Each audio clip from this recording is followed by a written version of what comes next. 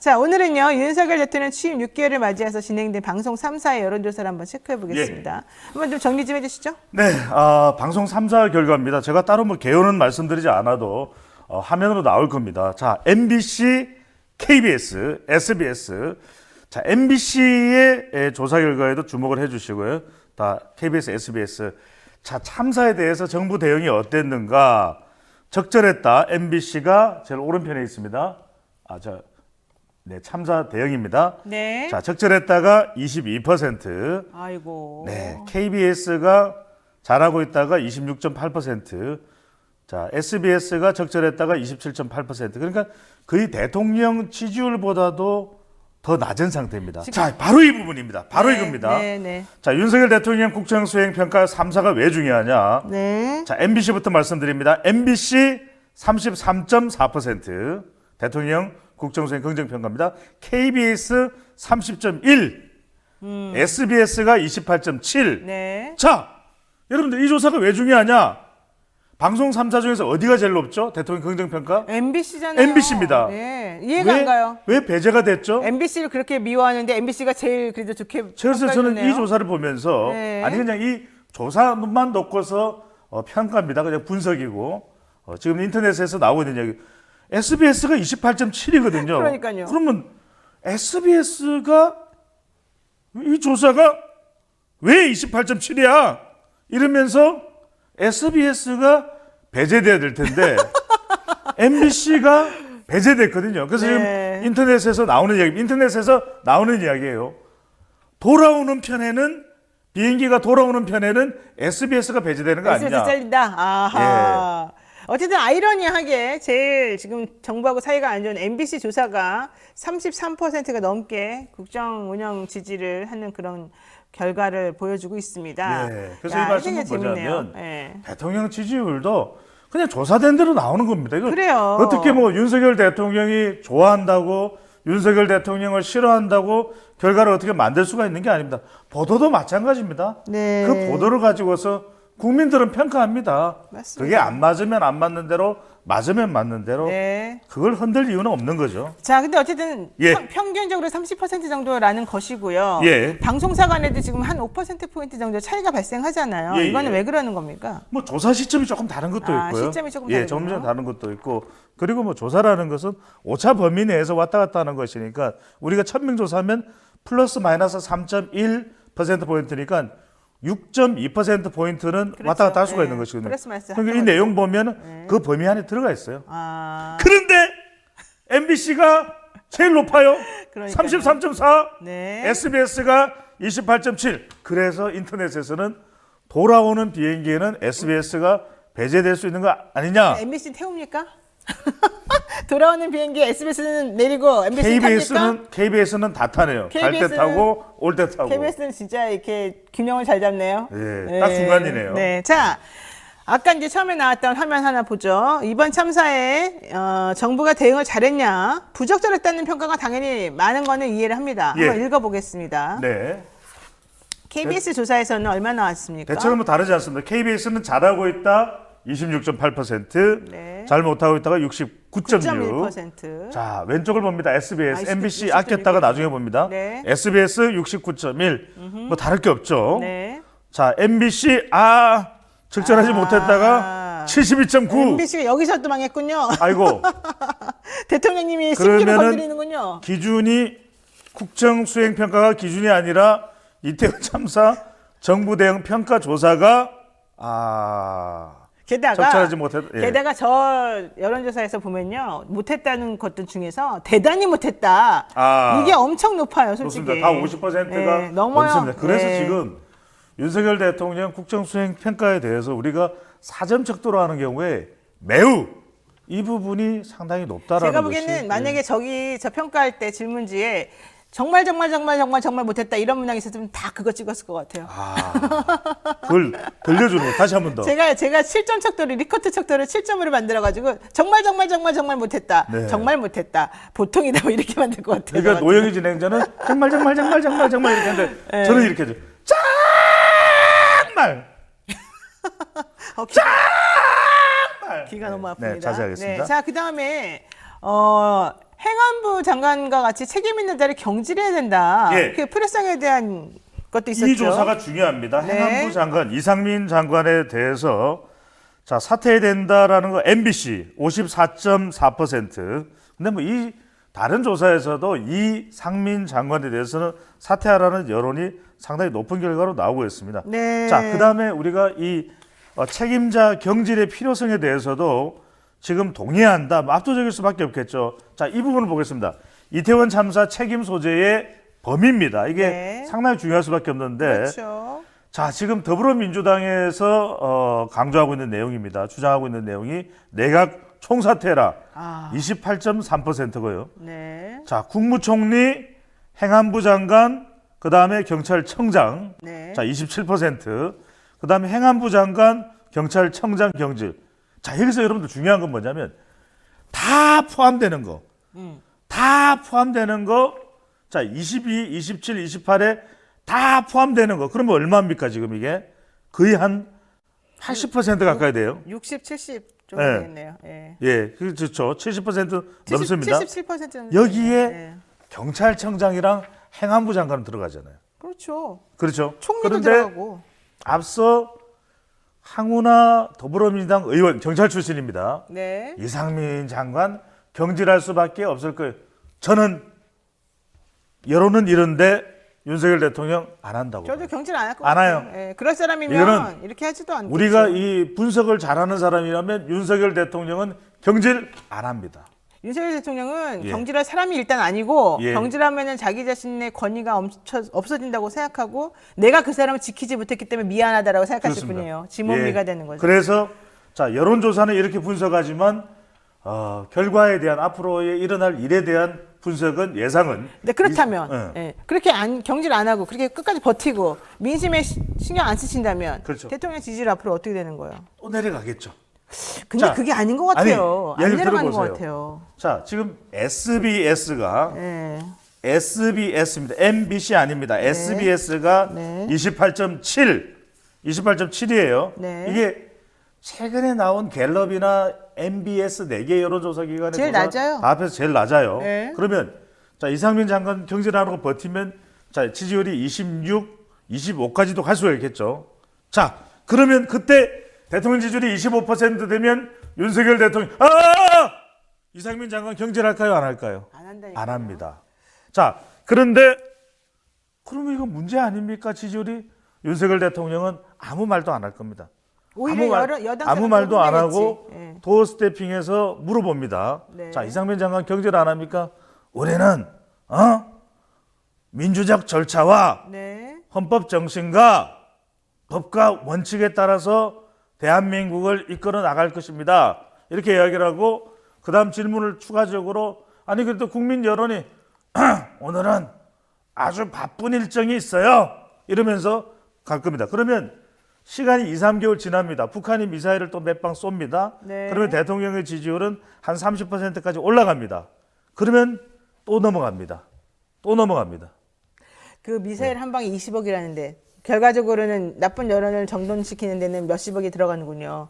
자, 지금 이제 오늘 좀 전에 보여드린 그 여론조사는 뉴스토마토에서 정리한 네, 자막에 여론조사였는데 나왔죠. 갤럽에서 조사한 거를 제가 정리를 해보니까 대통령에 대해서 가장 지지율이 낮았던 때가 24%더라고요. 네. 그 나이 뭐 날리면 바이든 뭐 곧 했을 때 고중 그때가 있었고 네. 8월 첫째 주 1일부터 3일까지 한국 갤럽 조사가 네. 긍정 평가가 24%, 부정이 65%였죠. 그러니까 보니까 대통령은 취임했을 때가 52%로 시작을 했고 예. 그 다음 주에 한 번 딱 53% 오르고 그다음부터 계속 내리막인데 어쨌든 마지노선 최저는 24%였어요. 그렇습니다. 이번에 29% 정도는 아마 나오는 것 같은데 결과적으로는 30%는 못 넘길 것 같지만 결국 윤석열 대통령을 지지하고 결집하는 그런 세력은 최소한 24에서 29% 사이에는 있다. 그렇죠. 그러니까 저는 그래서 앞으로 25%입니다. 아무리 더 많이 나쁜 짓을 하더라도 혹은 실망하는 행동을 하더라도 더 많이 떨어지지 않을 것 같다는 게 제 개인 생각인 거예요. 맞아요? 그렇죠.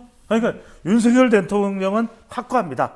자, 어차피 지지율은 기대 안 한다. 네. 그리고 네. 내 동생 이상민은 자르지 않는다.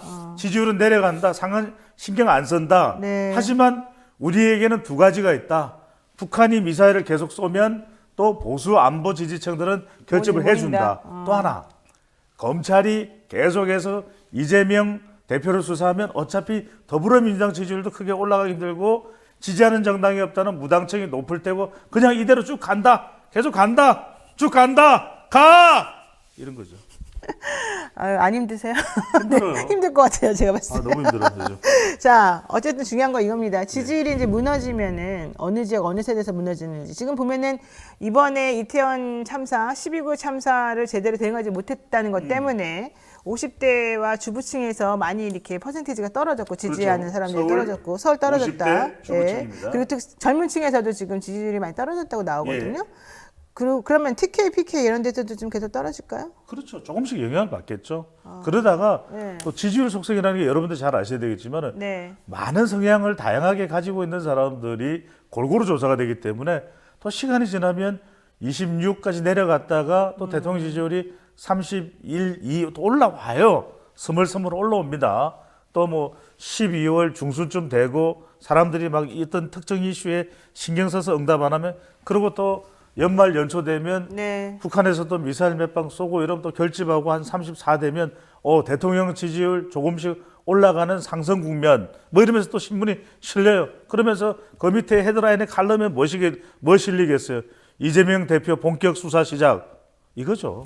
그러니까 역대 대통령의 지지율을 살펴보니까 문재인 대통령이 85%인가에서 시작을 했어요. 예. 그리고 박근혜 전 대통령도 전 대통령 좀 낮게 50 몇 퍼센트 시작했다가 올라갔어요. 그렇죠. 6개월 전 즈음에. 근데 문재인 전 대통령은 6개월 정도 됐을 때 70 몇 퍼센트 정도를 유지했고 박근혜 전 대통령은 그보다 조금 낮지만 어쨌든 상당히 높은 그런 퍼센테이지로 지지를 받고 있더라고요. 그렇죠. 근데 이명박 대통령이 그때 광우병 파동도 있고 그래서 24%를 그때 하고 20 몇 퍼센트 이렇게 왔다 갔다 하더라고요. 그 어떤 타임에. 조사에서는 19까지 내려갔죠. 그러니까요. 그러니까 우리가 잘 알아야 될 것이 박근혜 전 대통령이 탄핵당했기 때문에 지지율이 낮았을 것이다. 그렇지가 않아요. 네. 세월호 참사가 일어났을 2014년 4월 16일 그 즈음에 네. 4월 한 12일, 13일 이때의 조사 결과를 보면 네. 60%대야. 맞아요. 박근혜 전 대통령 그래서 세월호 참사로 한 11%, 12%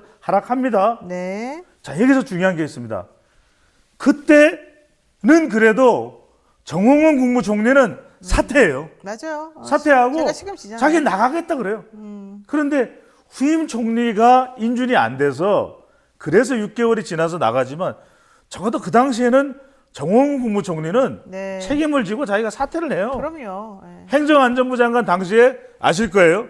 행정안전부 장관 사퇴합니다. 아니 누가 뭐라고 하기 전에 자기네들이 알아서 다 사퇴해요. 맞아요. 근데 이제 해양수산부 장관인 이주영 전 의원은 이 슬픔을 버텨내지 못하는 유가족들을 위해서 8개월을 현장에 가서 같이 눈물을 흘립니다. 집에 오지도 않고 네. 거기서 정말 고생 많이 완전히 했었죠. 그냥 자연인이 돼서 그렇죠. 근데 김대기 비서실장은 뭐 일이 일어났을 때마다 사퇴하라 이러는 거는 후진적이다. 우리는 대처 잘했기 때문에 절대 사퇴할 수 없다 이런 얘기합니다. 그리고 본인들이 생각한 어렵고 중대한 결심을 사퇴 안 하고 버티는 거다 이렇게 말했습니다. 자, 타니아 김님께서 그런데 저는 묻고 싶습니다. 그러면 그렇게 사퇴를 안 하는데 사퇴하세요 하는 이은재 전 국회의원은 왜 건설공제조합의 이사장인가요? 전문건설공제조합에 사퇴하세요. 네, 소장님 좀 목소리를 좀 아, 줄여주면 잘하겠습니다. 좋겠어요. 제가 귀가 예. 산재 걸릴 것 같아요. 산재. 네. 타니아 김님께서 배 소장님 나오시면 이어폰 빼고 들으면 시원시원 좋습니다만은 이어폰으로 들으면 귀가 터집니다. 찾아가겠습니다. 지금부터 소곤소곤 그랬더니 정희식님이 시끄러워요. 그랬더니 타니아 김님 무슨 부인인가 봐요. 시끄러우면 나가세요. 이러는 게. 자, 이건 제가 그냥 웃자고 한 얘기인데요. 찾아가겠습니다. 자, 요거 하나만 우리 좀 정리하고 가죠. 예. 대통령 전용기에 아까 이제 MBC 얘기 잠깐 하셨습니다만은 네. 전용기 못하게 했잖아요. 그러니까 돌아올 때는 SBS가 빠질 것이다 했지만 아까 보니까 이태원 이 12구 참사 제대로 대응 못했다는 게 72점 몇 %로 예. MBC 조사 나왔기 때문에 MBC는 여전히 올 때도 못하는 걸로 우리가 정리할 것 같은데 네. 문제는 이런 식의 태도를 대통령이 취하고 정부에서 취하게 되면 언론 탄압이라고 있다라고 안 할 수가 없지 않습니까? 이거는 상당히 이 여론이나 민심에 안 좋은 영향을 끼칠 것 같은데요. 어떻습니까? 그것도 신경 안 쓴다 이거예요. 하고 싶은 대로 하겠다. 그것도 신경 안 쓴다. MBC 미워. 그러니까 미워. 우리는 이럴 때 고도의 전략은 오히려 MBC에 대해서 더 친화적으로 네. MBC 오히려 노련한 고도화된 정치인은 오히려 이런 연설을 합니다. 나와서 MBC 박유식 기자 나왔어요. 아이고 반가워요. 이러면 더 MBC가 저 사람 정말 너무 놀랍다. 고도의 정치인이다. 그런데 이래서는 안 된다. 설마 이렇게까지 할 리야. 그런데 MBC를 배제해버려. 네. 지금 뭐 대통령실 공동기자단이 들고 일어나고 원로 기자 고문에서 협회에서 일어나고 해도 끄덕 안 합니다. 네. 우리 그냥 밀어붙여. MBC 안 태워줘. 비행기 못 타. 그리고 이러면은 이거 지지율이 내려갈 텐데 나 그 신경 안 써. MBC 싫어. 국익 때문에 보도하지 말라 그랬는데 보도했잖아. 그러면서 네. 이번 G20 14일, 15일 인도네시아 발리에서 열립니다. 푸틴은 불참합니다. 자, 이 발리에 가는데 MBC를 정조준하면서 바로 이번 순방의 의미 두 글자입니다. 국익. 국익에 맞지 않는 언론사 MBC. 그런데 오늘 소개해드렸습니다. 대통령 국정수행평가. 네. 대통령 국정수행평가에서는 SBS가 28.7%, MBC가 33.4%입니다. 알겠습니다. 네. 이재명 대표를 향하고 있는 검찰 수사 지금 김용, 정진상, 이재명 이 라인으로 지금 계속해서 검찰이 압박이 들어가고 있고 결국 이재명 대표를 끌어내리는 쪽으로 할 거다라는 얘기 그럼요. 나오는데요. 이 세 분이 지금 또 이제 정면으로 공격하고 있습니다. 우리들 다 당하고 있지는 않는다 이런 얘기인데 이렇게 되면 이거 역시 대통령에게는 조금 부담스러운 상황이 될 것 같습니다. 어때요? 대통령은 절대로 부담스럽게 생각 안 할 겁니다. 그러니까 본인은 부담스럽게 예. 생각하지 않지만 지지율에는 안 좋게 영향을 미치는 거 아닙니까? 그렇죠. 지지율 신경 안 쓰니까. 윤석열 대통령은 네. 지지율 신경 안 써요. 네. 그래서 지지율이야 난 몰라. 그러니까 이제 이재명 대표는 더 적극적으로 수사를 하는 거죠. 네. 더 적극적으로. 그러니까 더 지금 이 상태로 안 돼. 더 적극적으로. 네. 더 구체적으로. 네. 더 집중적으로. 되는 자, 지지율이 만약에 무너진다. 그럼 앞으로 이제 국민의힘하고 대통령실 관계 설정, 총선이 얼마 안 남았다고 치면 어차피 이제 내년 뭐 예. 이때 되면 또 해야 되니까 어떻게 될 것 같습니까? 국민의힘하고 대통령실의 관계가 결과적으로는 이 지지율의 향방에 따라서 상당히 출렁거릴 것 같은데. 국민의힘과 균열 상태가 있을 수도 있다. 네, 네. 저는 그런 건 그래도 없다? 국민의힘 보십시오. 국민의힘이 정말 국민을 위한 당이라면 왜 아무 목소리를 못 냅니까? 네. 이 이태원 참사에, 이 MBC 사태에. 네. 그래서 저는 계속 국민의힘은 대통령실에 윤석열 대통령에 끌려가는 상황이 될 수밖에 없다. 알겠습니다. 네, 오늘 또 2주 만에 돌아온 배종찬 소장님과 여론의 향방 한번 살펴봤는데요. 일단 귀는 아프지만 시원한 걸로 정리하겠습니다. 네, 지금까지 배종찬 소장님과 함께했습니다. 오늘 말씀 고맙습니다. 감사합니다. 사랑합니다. 구독, 좋아요, 빵빵빵!